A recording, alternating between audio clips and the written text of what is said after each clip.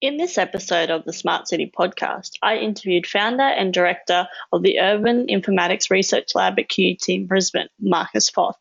Although the term Smart City wasn't around, Marcus has been involved in this space for over 10 years and worked in computer science before the internet became ubiquitous.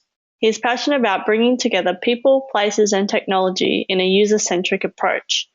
We discussed a lot of exciting topics, including using technology to make a difference, how Australia is moving up in the smart city ranks, and how climate change and sustainability need to be at the heart of a smart city. We also discussed the next generation of personalised journey planners that would see me bumping into or avoiding my Facebook friends on my daily commute, depending on how social I'm feeling that day. As well as this, Marcus introduces a number of global networks embracing the smart city space that you, as the Smart City Collective, can check out and get involved in. As always, I hope you enjoyed this episode as much as I enjoy making it. It's the Smart City Podcast, whoa, with Smart City experts, here we go. Connecting smart technology, both big and small. Smart cities are making life better for all. Big data, emerging trends, self-driving cars and more. The Smart City Podcast is what you're looking for. Hi Marcus, how are you going today? Yeah, not too bad. Thanks, Zoe. Perfect. So let's just get straight into it. We'll start with the past. Can you tell us a bit about your background and what you are passionate about? Sure. That's quite a long answer, possibly. So we've been working in that space of cities for over 10 years now. My own background was originally in computer science. I studied computer science in Germany, and at that time it was already a bit of a exotic degree specialization because it contained a lot of media studies and digital media elements, which in the mid-90s was really quite hip and sexy and up and coming. Yeah, I can imagine. The internet back then wasn't really, as commercially successful and as widespread as what it is now.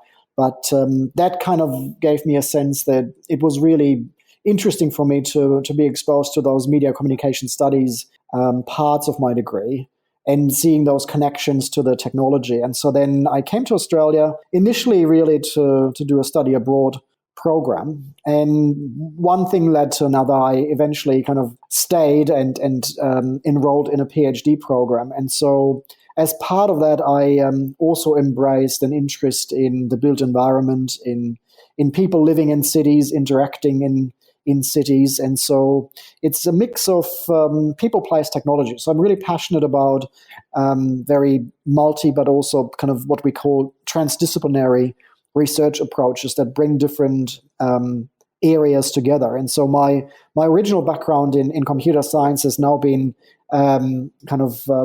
enhanced by also looking at the social sciences and the humanities.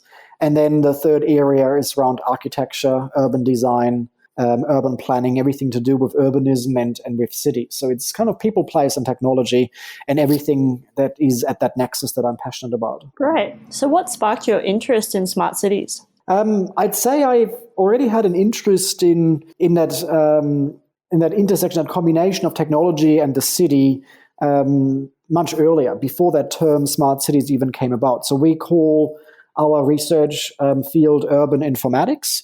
And we've started this group here at QUT in 2006. So we've just had our 10-year anniversary last year. And around that time, and possibly a couple of years earlier when I started my own PhD, it was a moment when the internet became quite popular, and a lot of the research, but also a lot of the kind of technical and commercial developments, they pointed in this direction of the death of distance, of bridging distance, of the big words at that time were e-commerce, telework, distant education, and so forth. So it was about the way that cyberspace at the time and what Bill Clinton and Al Gore called the information superhighway, how those kinds of technological advancements could bring us all together, but bring us together in cyberspace. And I had, in a way, a feeling that wasn't right. It was not going to be about humanity and society and cyberspace and this kind of virtual space, but it would actually provide really interesting opportunities in the real world. And so I didn't subscribe to this dichotomy of the virtual and the real. I thought that the online and offline will come together in really interesting ways and enhance our experience of place. So my interest in the smart city started much earlier, and I think around probably 2011, 2012, the term smart city came up. That is now being used everywhere to describe this field. But there's actually a lot of work that happened not just here at QUT, but also with our colleagues across the world, a lot of research and development and a lot of interest in that space of what is now termed the smart city. Great. So are there any particular technologies that you've come across that you're really interested in exploring? Definitely. So in the last decade or so, we've been focusing particularly on a social, on a people-led, on a user-centric approach to our work. So the technology usually comes in a bit later. We first kind of understand and we try to immerse ourselves in the city in order to understand the different interactions, the different challenges, the different opportunities. But as part of that, we've had, for instance, a focus on urban planning, and particularly the community engagement that is part of urban planning decision making. And so the technologies that we've been exploring as part of that in the early days were around obviously mobile technology and mobile phones, smartphones, and what role and what impact they would have on enhancing community engagement. And more recently, it's also a more hybrid approach. We've developed what we call the Insta booth, which is a portable structure that we can set up in places in the city, and it combines both online as well as offline, or both analog and digital means of engaging the public in questions about future urban proposals, for instance. So people can actually have a better say in those proposals. So the technologies that are involved in that example, for instance, some of them are actually quite analog. It's about the written or even sketches, and then the more digital parts are with regards to projections. We're using iPads in there. We also use interactive installations in order to convey other ways of knowledge and other ways of expertise that the public might bring to it. And then, kind of fast forward more to today, I'm quite excited and interested in what blockchain technology and distributed ledger technology can do for cities. And the list goes on. There's obviously a lot of exciting technical developments with regards to machine learning, with regards to big data and algorithmic analysis, with regards to artificial intelligence, with regards to the Internet of Things and different devices. But I think one thing that I've learned in all of this time is that we shouldn't allow ourselves to be blinded by the shiny new objects and these different devices. I think it's really important to focus on the actual both problem spaces as well as opportunity spaces, and then think of technology as a means to make a difference. Yeah, definitely. So you've already touched on this a little bit, but we'll talk about what's happening with you right now. So some of the projects and things you're working on, you mentioned the Insta booth, is it? Yeah, the Insta booth was a recent project that we've been building and working on. Yeah, great. Do you want to either delve a bit deeper into that or talk about some of the other things and projects you're working on at the moment? Sure. I might kind of mention a couple of other projects. There's so many great things going on. It's kind of one of the benefits of being an academic that you have exposure and the freedom ability to really curate your work in that way. So some of the other things we're currently thinking about and are putting together. One is a project that looks specifically at the way people in the city use their mobile phones and other digital devices, and the impact that has on how people not only traverse, navigate, and negotiate spaces, so the impact it has on geography, but also on the way that people are coming together in cities. So give you a simple example. If you use a journey planner to get you from A to B, or you're trying to figure out how to get from A to B if you're in a new city, they're usually optimized for speed or for distance.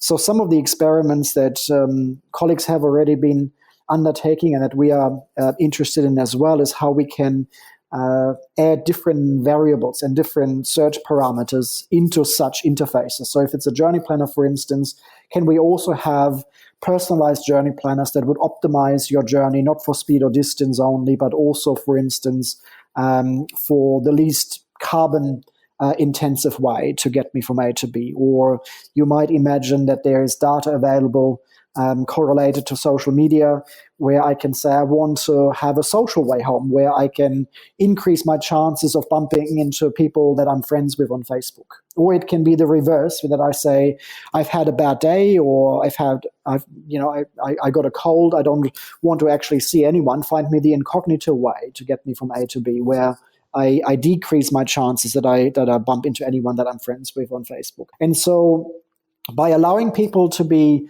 more exposed to the kinds of search algorithms, not just when it comes to place, but also when it comes to recommender systems and searches for finding other people and finding other content online, we actually are able to counter a trend that has been already studied in media and communication studies, and the term used a lot also in the press and in newspapers is filter bubbles and echo chambers. So the fact that these algorithms that we rely on increasingly, not just online, but also in the city, they're usually optimized for like-mindedness, for sameness, and for homophily.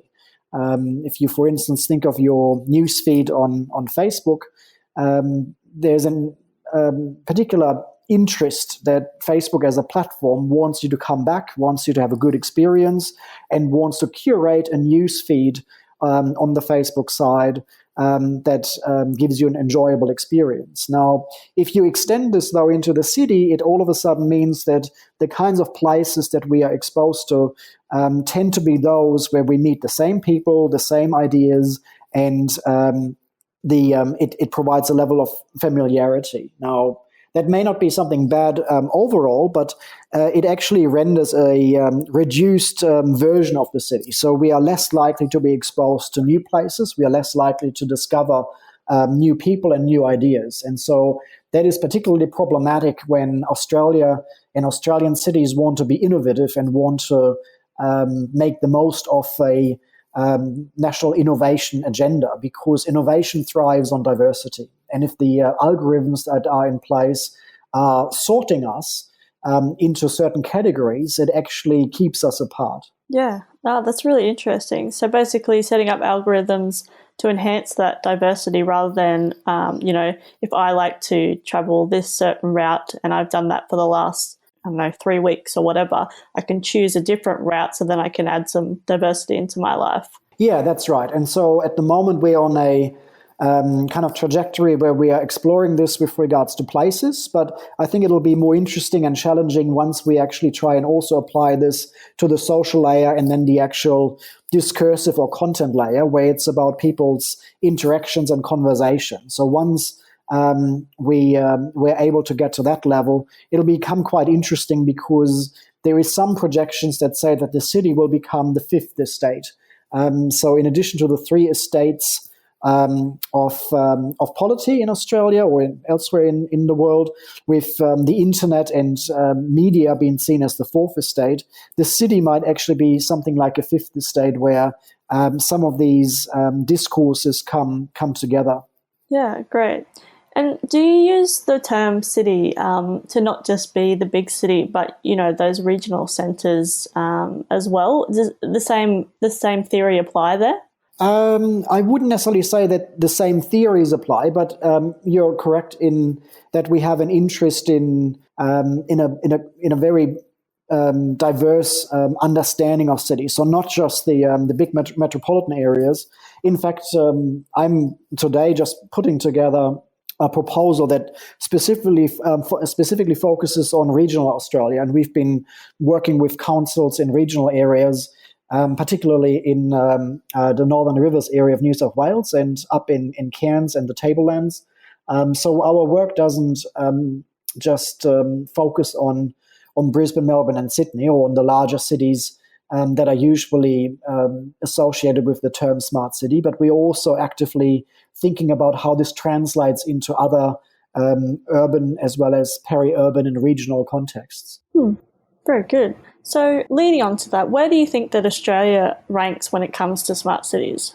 It's probably relatively mixed, and it also depends what kinds of expectations or what kinds of indicators you use for your ranking. So if it's about the level of interest and the level of awareness that something is going on, I think Australia has really caught on to the fact that the smart city agenda is not going to go away anytime soon. It's actually very important to engage with that agenda and to understand it better.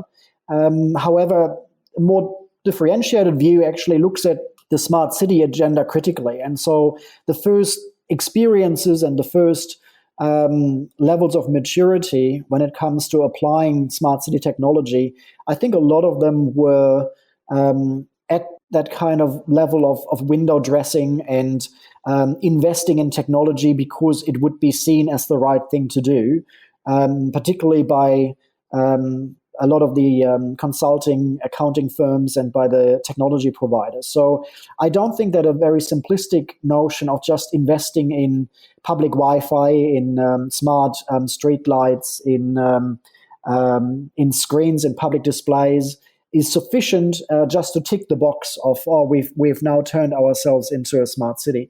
I think a lot of cities in Australia are now starting to make sense of these early examples and are trying to reach a more mature level of development. And I think we're quite excited working with some of those councils and local governments. And so that more mature level, I think, is about not just the technology piece. It's actually about looking at the business and the social piece more closely, where technology becomes a means to an end, rather than the starting point of the conversation. So, for instance, my colleague Adam Back, he's heading up the Smart Cities Council.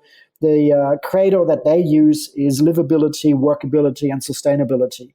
And you can see that in those three words, they are very broad, but they actually encapsulate much more an impact and engagement-driven aspiration for smart cities, rather than one that is technocratic. And I think that's something that Australia is still lagging behind internationally, but we are quickly catching up, I think. And so that's really useful to see that a lot of the cities that we are dealing with, they are trying to reach that level of maturity and are moving up, I suppose, in the ranks of genuinely smart cities. Yeah.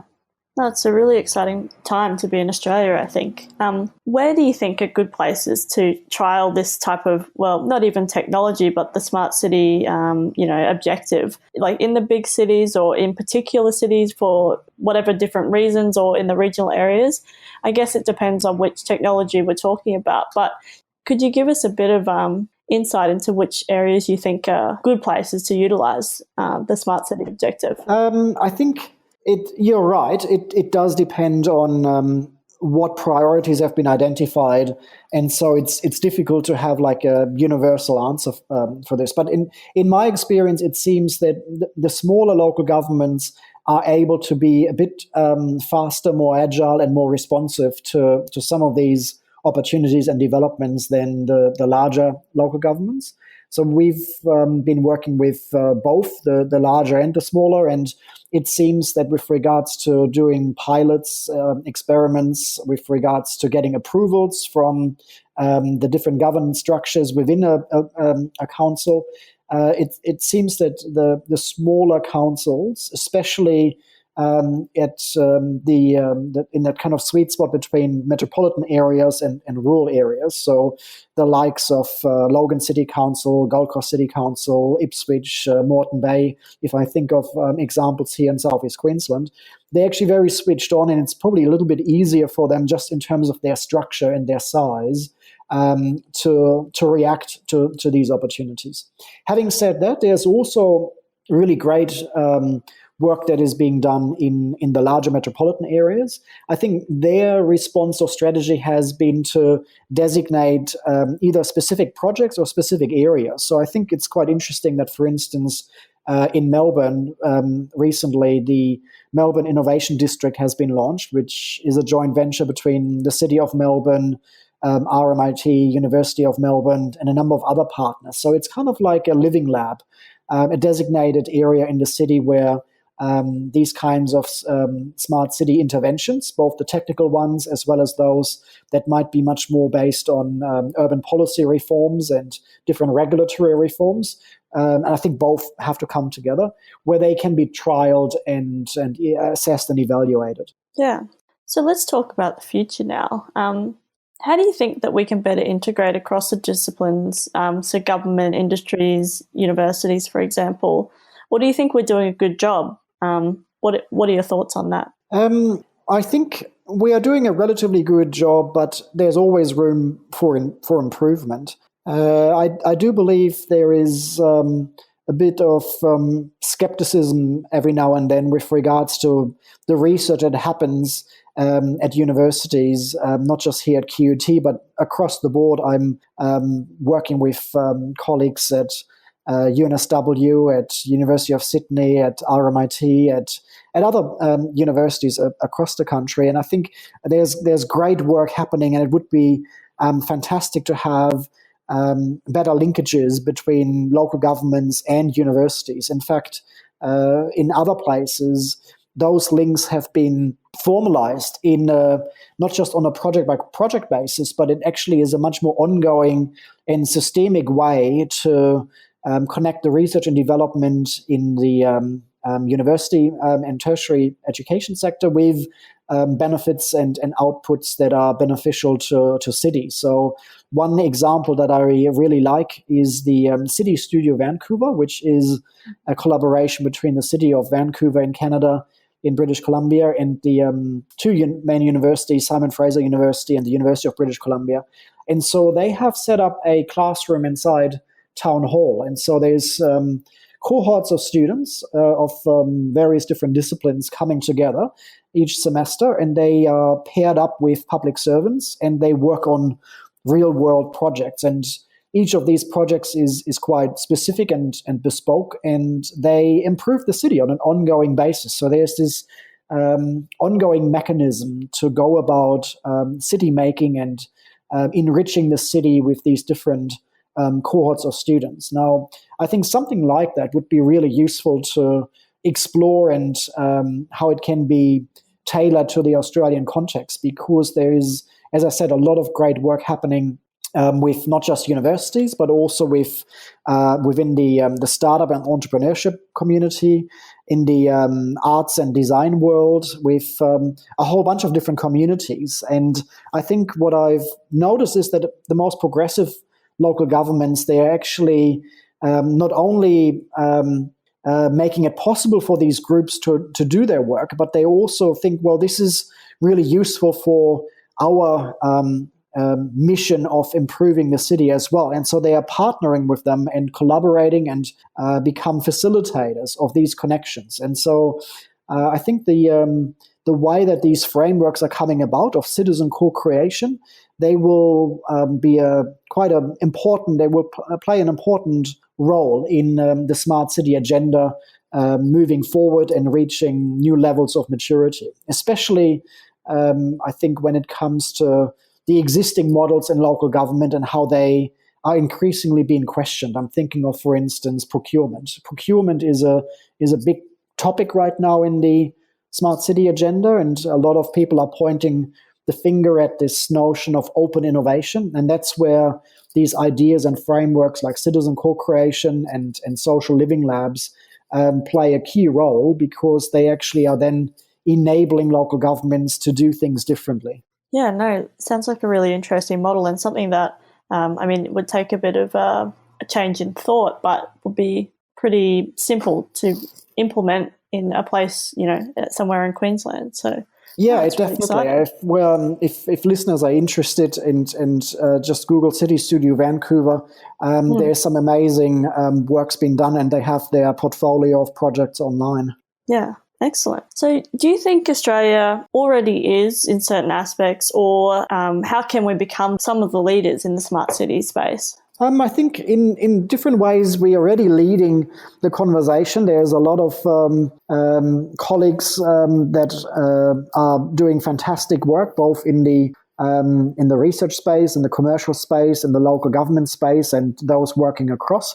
That's also evident by a lot of the invitations of Australian key thought leaders being invited to go overseas. So it's not just that we are learning, obviously, a great deal by looking at examples elsewhere in the world, but it's also that Australian examples are increasingly being used on the international stage, particularly because we have this high rate of urbanization where we are, I think, just over 90% with regards to our very specific geography. And I think at the same time, as I said earlier, it's always useful to kind of think of other kinds of opportunities where we're not quite leading yet, and we can still learn from others. So one of the things that is trying to facilitate this mutual kind of peer learning is the Open and Agile Smart Cities Network, which was an idea that started by a colleague of mine at Aarhus University in Denmark. And by now it's turned into a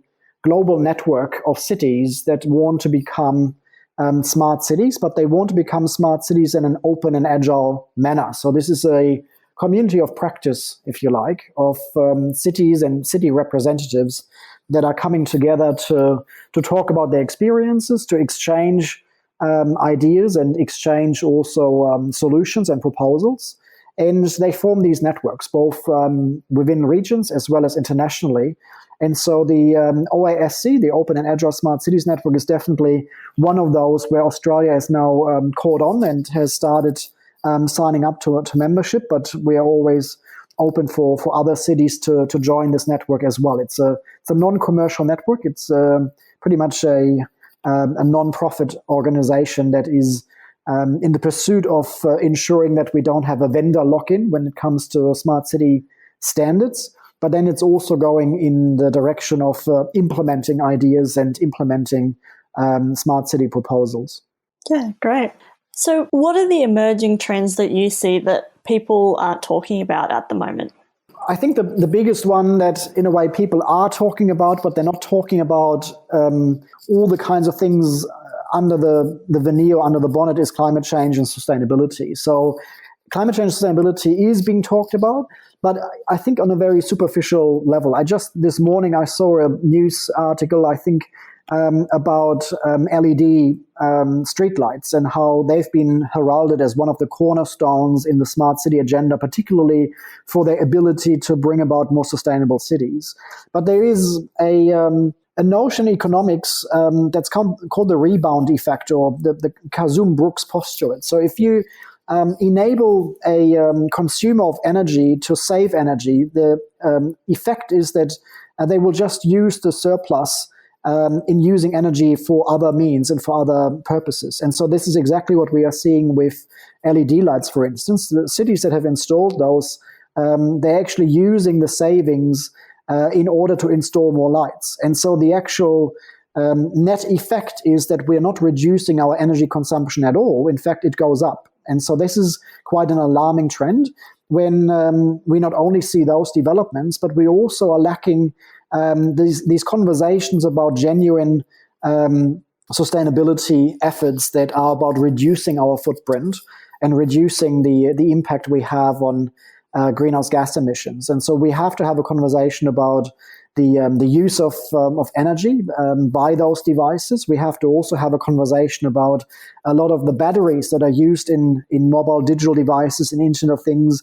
Those batteries, especially if they're lithium-ion based, they contain cobalt, and cobalt is a challenging mineral because the supply chains are not regulated. So the majority of the cobalt, if it's not sourced from Australian mines, comes from the Congo, for instance, and there's a number of material, and specifically one piece that the Washington Post produced, an investigative journalism piece about the mining of cobalt and how it actually puts those mining workers in very precarious situations. And then if you kind of follow the supply chain to the other end, because of planned obsolescence, a lot of these devices end up as e-waste, and we then ship them overseas to places in Malaysia, in China, and in in Ghana, in Africa, and they just accumulate, but they're out of sight and out of mind. And I think one of these emerging trends definitely is how we can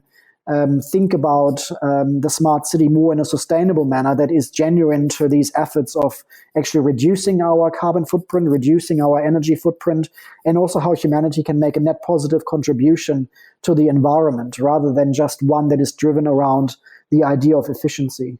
I'd like to delve into that a bit more deeply. Maybe we'll have to have another podcast episode just on that, because the environment space, definitely, I think it's not missing in the conversation, but I think maybe not the overarching theme. But I think smart city space, we need to think not just about right now, but what we reuse and also the lowering emissions and the supply chain and all those types of things. So maybe we can have another chat about that. Yeah, I agree with you. That would be great. Yeah, cool. Okay.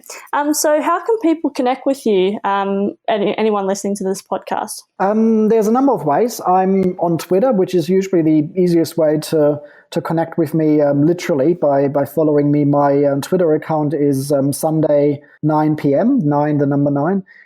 We also got these two research entities, the research group around smart cities and urban informatics. Our website is urbaninformatics.net and the Twitter account is urbaninf. And then we are embedded within the larger QUT Design Lab, which is the research entity that hosts our work and also does fantastic research work in other areas such as design robotics and health and well-being and so forth. And so the website for the Design Lab is qut.design, and the Twitter handle is at qutdesign. Yeah, great. I'll put all that in the show notes so people can connect with you. Fantastic. Thanks so much, Matt. I've learnt so much, and I'm sure the listeners have as well. But yeah, definitely, I think we've got a lot more topics that we can unpack there. Yeah, really exciting. So thanks for talking to me today. Thank you so much for having me, Zoe. I'll send you a couple of links as well for the show notes. And yeah, Perfect. Very interested in hearing your feedback and feedback from listeners and having a dialogue about some of these issues. Perfect. Thanks very much. Thank you, Zoe. It's the Smart City Podcast. Whoa! Thanks so much for listening to the Smart City Podcast. Show notes for this episode and all other episodes can be found at thesmartcitypodcast.com. If you have any questions or comments for me or any of my guests, connect with me via email, zoe@thesmartcitypodcast.com, or via the socials. I'm on Twitter and Facebook at SmartCityPod. As always, I hope you enjoyed listening to this episode as much as I enjoyed making it. Smart City Podcast is what you're looking for.